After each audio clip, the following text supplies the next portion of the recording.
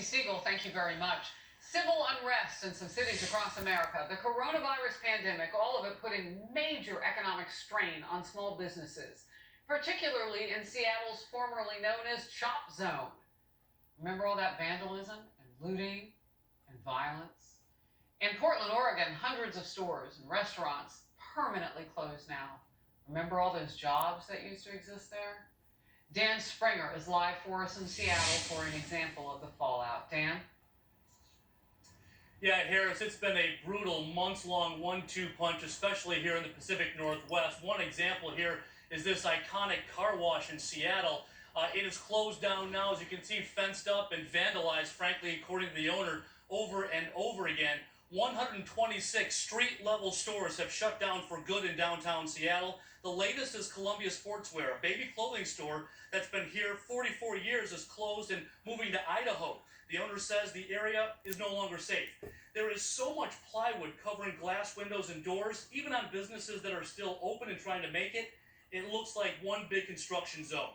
The feel of the city is completely different. We spoke with one business owner who has had 4 break-ins over the last 4 months. One of them wiped out 80% of his inventory, and his customer base has dried up.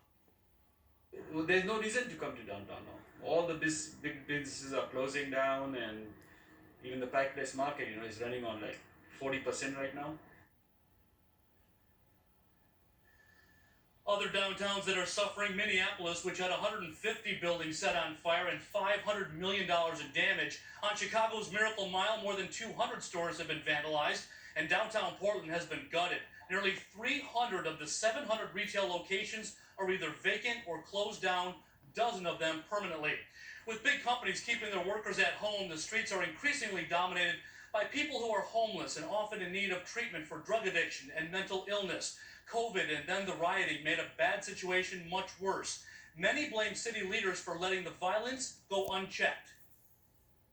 If you come down and break a window, if you put somebody's life in danger, you ought to face consequences. There should be no blurry lines around how we're dealing with those folks. A Seattle Times columnist says the city council is largely to blame for the environment here, saying that they are hostile to business and the loudest voices are calling for a revolution.